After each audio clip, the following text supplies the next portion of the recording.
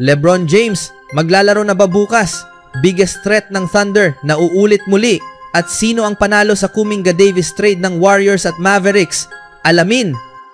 Ang Los Angeles Lakers ay dumaan sa maraming injury sa pagsisimula ng season, ngunit unti-unti nang kumukumpleto ang lineup ng team.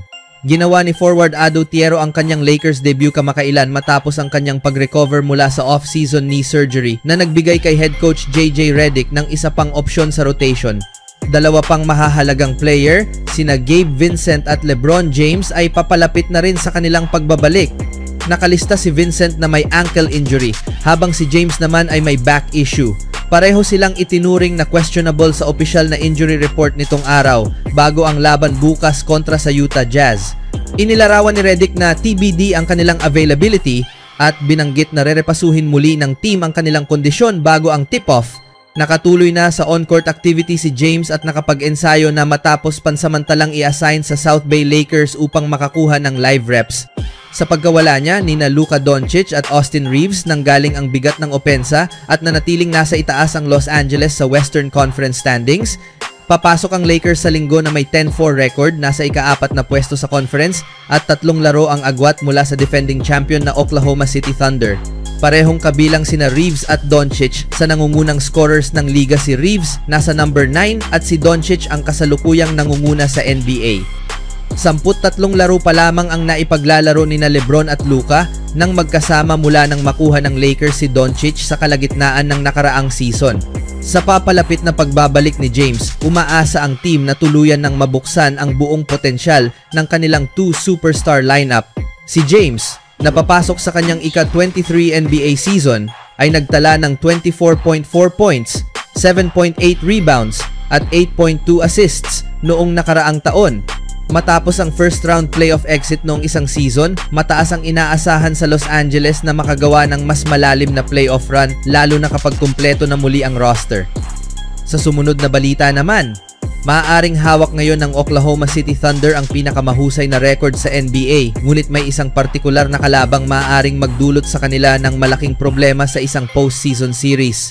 Bagamat maraming contenders sa Western Conference, ang Denver Nuggets ang team na dapat bantayang mabuti. Isa sa mga pangunahing dahilan kung bakit may kakayahan ang Nuggets na talunin ang Thunder ay si Nikola Jokic. Maaaring si Shai Gilgeous-Alexander ang nanalo ng MVP noong nakaraang season, pero si Jokic pa rin ang maituturing na pinakamahusay na player sa liga. Naging parang cheat code siya sa NBA, madaling makafinish sa ilalim, nakapagtatala ng puntos saan mang parte ng court at pinakamahusay na passer ng laro kahit na siya ay isang sentro.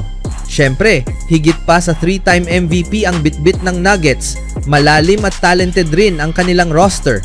Mas maganda pa rin ang overall performance ng Thunder sa ngayon, pero anumang bagay ay maaaring mangyari sa postseason. May pinakamagandang defensive rating sa NBA ang Oklahoma City na nasa 102.8 ayon sa NBA.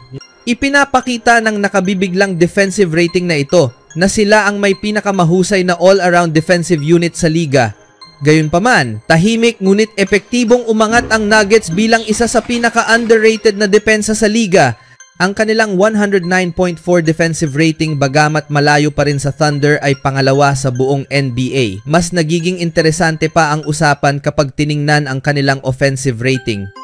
Ang Houston Rockets ang kasalukuyang nangunguna sa liga na may 123.4 offensive rating, ngunit pumapangalawa ang Denver na may 122.4.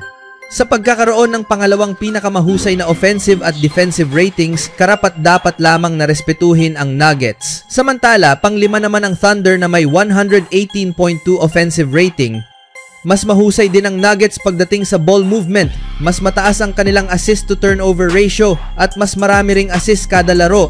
Bagamat malaking bahagi ng tagumpay nila si Jokic, malaki rin ang epekto ng kanilang all-around roster. Sa huli, ang reigning champion na OKC pa rin ang team na dapat talunin. Nanalo si SGA ng MVP dahil sa kanyang husay at alam ng Thunder kung ano ang kinakailangan para manalo sa malalaking laban.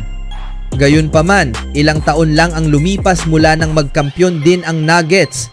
Sa mas pinahusay na roster at pagkakaroon ng pinakamahusay na player sa liga, may lehitimong pagkakataon ang Nuggets na gulatin ang Thunder kung magtatapat ang dalawang teams sa playoff series ngayong taon. Sa huling balita, Matapos tanggalin si General Manager Nico Harrison, maaaring magbago ng direksyon ang Dallas Mavericks at pumasok sa isang rebuild. Kung piliin ng Mavericks ang landas na iyon, maaari nilang i-trade ang kanilang mga pangunahing star tulad ni Kyrie Irving at Anthony Davis kapalit ng mga batang assets na babagay kay Cooper Flagg. Magiging agresibo ang mga teams na nagko-content sa paggawa ng offer para kay AD kung gagawin siyang available ng Mavericks bago ang trade deadline. Isa sa mga teams na posibleng magpakita ng matinding interes ay ang Golden State Warriors. Ang kanilang window para manalo ng NBA title ay ngayon at maaaring kailangan nila ng isa pang big-time star upang maging sapat na malakas para magkampiyon. May 9-6 record ang Warriors, ngunit dumaan sila sa ilang mabibigat na pagsubok ngayong season. Isa sa pinakamalaking kahinaan nila ay ang butas sa center position at naniniwalang kaya itong punan ni Davis kung makuha nila siya sa trade. Kapalit nito, posibleng i-trade ng Warriors si Jonathan Kuminga na magiging trade eligible pagsapit ng January 15. Nakikita rin siyang mahalagang piraso para sa Mavericks, lalo na kung isasama siya sa pagbuo ng rotation kasama si Flagg. Ayon kay former NBA player na si Lou Williams, magiging perpektong kasunduan para sa parehong teams ang posibleng Davis for Kuminga trade. Para sa Warriors, nagbibigay ito ng agarang tulong sa front court. Para naman sa Mavericks, nakukuha nila ang isang batang forward na may mataas pang ceiling at swak sa long-term development ng kanilang roster.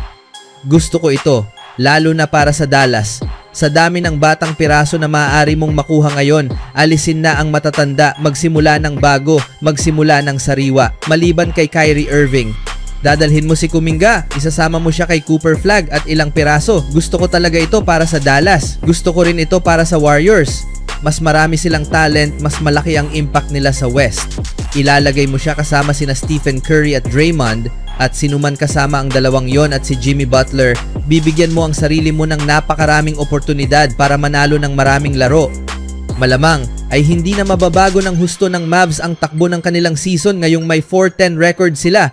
Binuo ang team na ito para manalo ngayon, ngunit nabalewala ang plano dahil sa sunod-sunod na injuries, lalo na kina Irving at Davis.